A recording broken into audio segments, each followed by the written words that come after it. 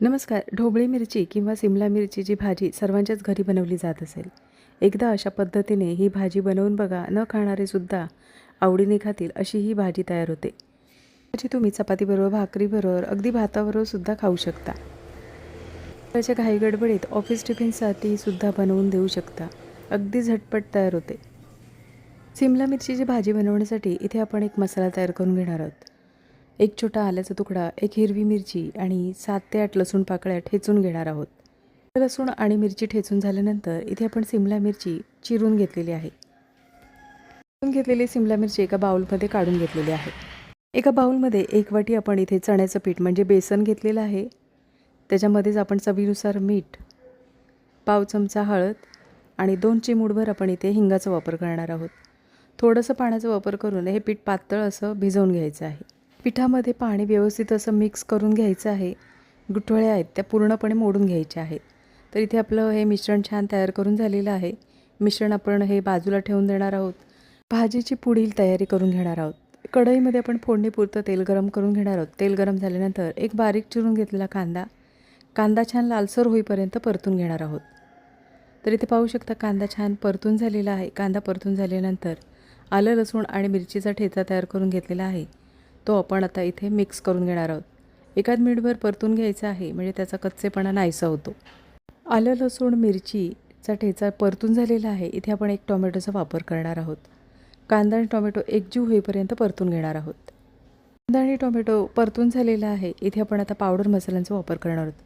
Powder मसाल्यांमध्ये 1 चमचा लाल तिखट, अर्धा चमचा धणा जिरा पावडर, अर्धा चमचा गरम मसाला आणि पाव चमचा हळदीचा वापर केलेला आहे. गॅसची फ्लेम स्लो ठेवून इथे पावडर मसाले आपण परतून घेणार आहोत. एकाच मिनिटभर आपण हे पावडर मसाले परतून घेणार आहोत. पावडर मसाले परतून झाल्यानंतर थोडंसं पाण्याचा वापर करायचा आहे. म्हणजे कांदा, टोमॅटो आणि जे मसाले वापरले त्याचा कच्चेपणा नाहीसा होतो. त्याच्यासाठी आपण थोडंसं पाण्याचा वापर करायचा आहे. म्हणजे आपण हा मसाला बनवतो त्याला चव छान येते. तर इथे आपण थोडंसं पाण्याचा वापर करून मसाले व्यवस्थित असे मिक्स करून झालेले आहेत. मसाले मिक्स करून झाल्यानंतर ह्या मसाल्याला एक उकळ येऊ द्यायची आहे. तर इथे पाहू शकता मसाल्याला उकळ आलेली आहे. मसाल्याला उकळ आल्यानंतर बारीक चिरून घेतलेली सिमला मिरची आहे ती मसाल्यामध्ये मिक्स करून घेणार आहोत. सिमला मिरची आपण इथे आता मसाल्यामध्ये परतून घेणार आहोत. मसाल्यामध्ये सिमला मिरची परतून झाल्यानंतर चवीनुसार मिठाचा वापर करणार आहोत. चवीनुसार मीठ सुरुवातीलाच वापरायचं आहे म्हणजे भाजीमध्ये छान मीठ मुरलं जातं आणि भाजीला चव छान येते. मिठाचा वापर केल्यानंतर भाजी एकदा आपण आता ढवळून घेणार आहोत.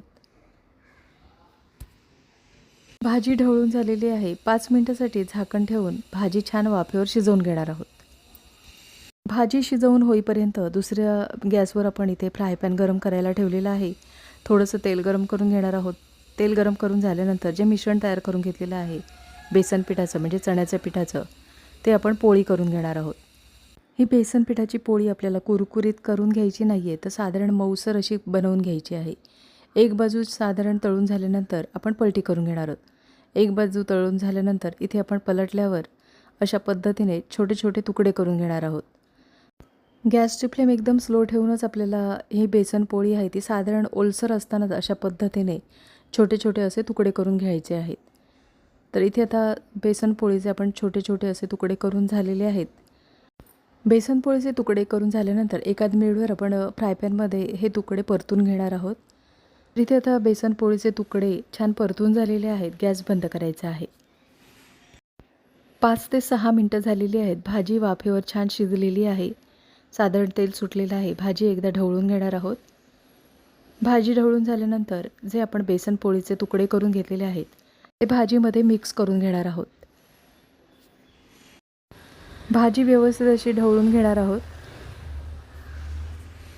तर इथे भाजीमध्ये साधारण पाणी आहे त्याच्यामुळे इथे मी पाण्याचा वापर करणार नाही आहे. तुम्हाला जर तुम्ही बनवलेल्या भाजीमध्ये जर भाजी कोरडी वाटत असेल तर अगदी थोडंसं पाण्याचा वापर करू शकता. तर इथे आपण आता भाजी व्यवस्थित अशी ढवळून झालेली आहे. गॅसची फ्लेम स्लो ठेवायची आहे. भाजीवर झाकण ठेवून 5 मिनिटासाठी भाजी छान वाफवून घेणार आहोत. साधारण 5 ते 6 मिनटं झालेली आहेत. भाजीला छान एक वाफ आलेली आहे. भाजी एकदा ढवळून घेणार आहोत.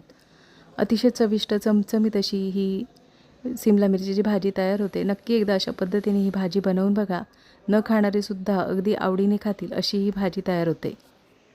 भाजी आपण एका डिशमध्ये काढून घेणार आहोत. आजची रेसिपी आवडली असेल आणि चॅनलवर नवीन असलात तर चॅनलला सबस्क्राईब करा आणि व्हिडिओ आवडला असेल तर लाईक शेअर करा.